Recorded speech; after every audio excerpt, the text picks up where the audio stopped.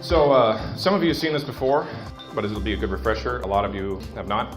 And basically what I did here was I took 2 or 3 years of solid networking every week, week in, week out in my career. And I thought about it and I synthesized it into a design, a schematic, if you will, of what it's all about and how I continuously do this over and over and over again, and it continually produces results. So, as you see, it's called networking intentionally. It's just, the idea is just to do the same things over and over and over again, and as time goes on, you will get results from it. So, first thing, a few disclaimers. What this is not a magic bullet. You are not about to make $1 million if you just do what I do, all right? If that were the case, I wouldn't be here, right? This is not one size fits all, so I'm not prescribing a particular tactic. I'm not prescribing a particular tip. Something that I do may not work at all for what you're doing. You know, so you're going to have to figure out your own tailored version of this. Another thing, this is not as sales techniques and tips. You're not doing this so you can figure out how to close a sale faster or push someone into making a decision they don't want to make just because you want them to make it. And lastly, this is not a quick fix for a slump. So if you're having a hard time, this is not what's going to get you out of it in the short term. This is a long game kind of thing, right? We're going for the long haul here in business. So that's a couple of quick things. So the first part of this is consistency. Consistency, and you know, it's one of those things that for most of us doesn't need to be said. Most of us here are pretty consistent about showing up to top flight leads. But what I want to advise you to, just to have this in your mind is to think about, you know, if you don't show up to a networking group, or you show up once every couple of months, you're not going to get the kind of mileage out of it that you should. So the network is a garden that needs repetitive and thorough cultivation. You got to think of everybody in here as somebody you can cultivate a relationship with over time, and eventually you'll start to see the results from it. Another important thing is the early bird gets the worm. So if you show up here early, you get the chance to have conversations before the real loud cacophony of several conversations going on at once happens. So I recommend, if you're going to go to a networking group and make it a standing order on your calendar, like as the next step, that you show up early as often as you can. I realize we all have schedules and all that, but I've had some great conversations that led to one-on-ones that even led to referrals by just showing up a little bit earlier than everybody else. Your appearance is just like a radio or TV commercial. So it's what you say times how many times you say it. So you say it good, you say it well, say it briefly and succinctly, and say it over and over and over again until they get it. Next part, Carnegie is critical. So how many have heard of Dale Carnegie? All right, How to Win Friends and Influence People. My favorite quote from that book is, "We are interested in others when they are interested in us," which is to say that if you want people to be wanting to do business with you, you have to be interested in making business happen for them. Fellow members are 1,000 times more interested in growing their businesses and making their sales than they are in making yours. It's just a fact of life. This is not a negative put down of humanity. It's the natural self-interest we all have as entrepreneurs and business owners.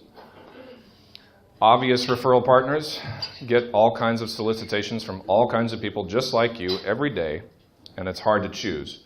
A natural one for me is Randy, who's not here. He's a loan officer. That's the point of sale for insurance when you're closing a deal on a home. Another one's Cameron. He's a commercial realtor. I like to write commercial real estate insurance, you know. But they're all going to get plenty of requests from people just like me with their hands out saying, "Can you give me business?" You've got to create a distinction between yourself and your competitors, right? The other thing, fellow members showing interest in your business does not automatically mean they want to buy from you. So just because somebody starts asking questions about your business or your product, don't assume that, oh, here we go, time to close, right? Close when it's time, not just because somebody is being polite and kind. The next part is relationships with lift. This is what you should be doing after you come to this group. So this group you want to think of, or any group you're in, you want to think of as a platform to form your relationships from. If all you do is show up to the networking group every week, well, people will recognize your face, but they need an opportunity to get to know you, and they need an opportunity to see how you handle yourself. And also, you need an opportunity to find out ways that you can help them. So you set the one-on-one. That's the first thing you should do. You come to a group, you meet someone new, or you meet someone you've never had a one-on-one with before, set that one-on-one. Bring your calendar with you, bring your phone with you. Do it now, and do it now while you have the time. Because if you say, I'll send you an email or I'll give you a call, what do? We forget about it, right? And then the purpose of the one-on-one is not to go and close a sale at the one-on-one. The purpose of the one-on-one is to find out how you can help that person grow their business, how you can help them get additional exposure, how you can be a part of charitable or nonprofit or community-oriented things they're involved in, where you can plug them in avenues they previously would not have known about or would have difficulty getting plugged in, but because you have a connection, you can get them into it, right? That's the purpose of the one-on-one. The other part of this is not for profit is for profit. So how many in here work with some kind of nonprofit or community organization? Raise your hand. Okay. So this is a wonderful opportunity for you to create a good and lasting relationship with someone, believe it or not. And the way I go about doing that, first of all, I see is there a possibility I could donate time, money, or energy to what they're doing? And sometimes I can, and sometimes I can't. It's okay to say no. It's okay to say I really can't do that. But if you can, do it, because it's an inroad. It provides you with the opportunity to begin cultivating that relationship with that person, right? The other part of this is there's still other people in the group who you can also benefit simultaneously. I don't know about you, but I can't donate an insurance policy, right? I can give you a free quote, but I can't donate an insurance policy. I can't pay for it myself. That's against the law. So what do? I donate other people's products in lieu of my own. And that's why I give the example up here. I can't donate an insurance policy. I'll buy a massage from Jesse, or a chiropractic session with Jaron, or a 24-day challenge from Alan, or something from somebody in this group. And then whoever is participating in the charitable activity, I donate it to their auction, or I donate it to, like I did with Sarah with the cake thing last week, right? So the whole point there is now you're benefiting two people at once. Now you've started two relationships at once, or fostered two relationships at once, and this is how you water the seed and let it grow. Last part of this is be a magnet, not a pusher. I added this recently. So making investments in the people around you, if there is anything that resembles a magic bullet in terms of getting business to come to you, flow to you freely without you having to push it on people, this is it, making an investment in the people around you. One of the ways I do this is creating a culture, and I do it in a variety of ways. Over in the Lacey Chamber Link Leads group that I'm a part of, there's a definite change in culture since they asked me to come on board as a leader. There's certain things that I say every week. There's certain things that we do every week. There's certain priorities that I keep emphasizing over and over to the group because I'm trying to create a culture. Another example of this that's lesser known is my poker/cigar night. Right? Many of you have seen this on Facebook.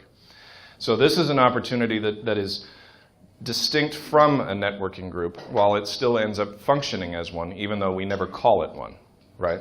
So what I have in this group is a bunch of guys who love to get together, crack jokes, and smoke cigars and play poker. And because I provide them with this opportunity that they would not otherwise be able to get, with a bunch of people that they all want to know and meet and do business with, they love it. It's now starting to become a sellout thing. The next one we got in a couple of days is divided into two tables because we got too many people who want to be involved in it. And even though I never made it about business, it was always about fun. It was always about getting together and yucking it up and smoking a stogie and losing all your money in a game of poker. Gabe still owes me about $20, by the way.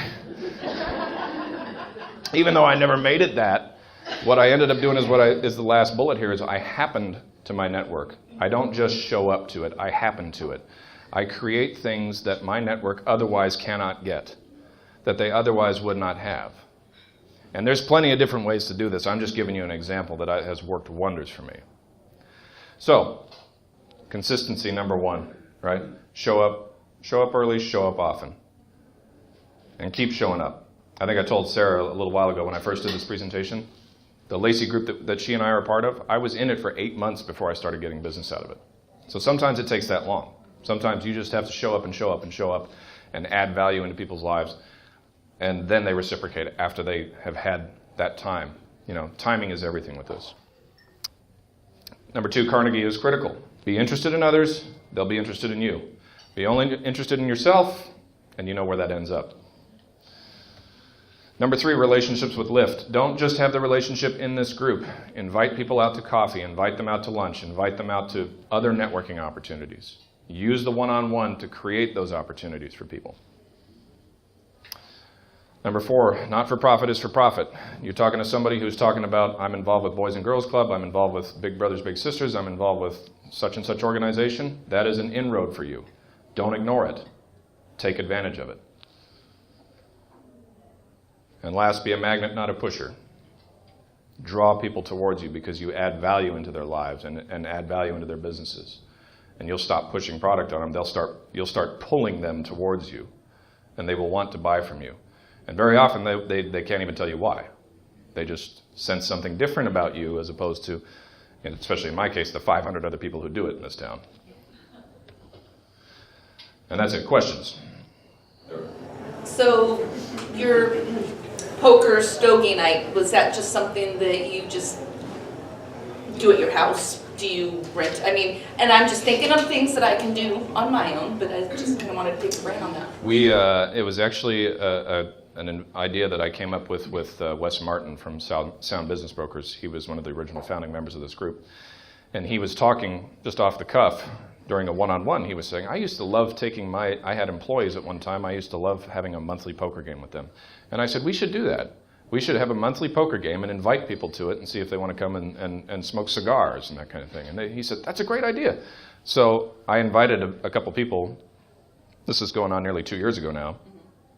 I invited them, and we went to Cigar Daddy's, which is a great place to do it. And they have the poker tables, and they have nice comfy chairs, and they have everything you need. And we've been doing it ever since. Other questions? There are none. Thank you.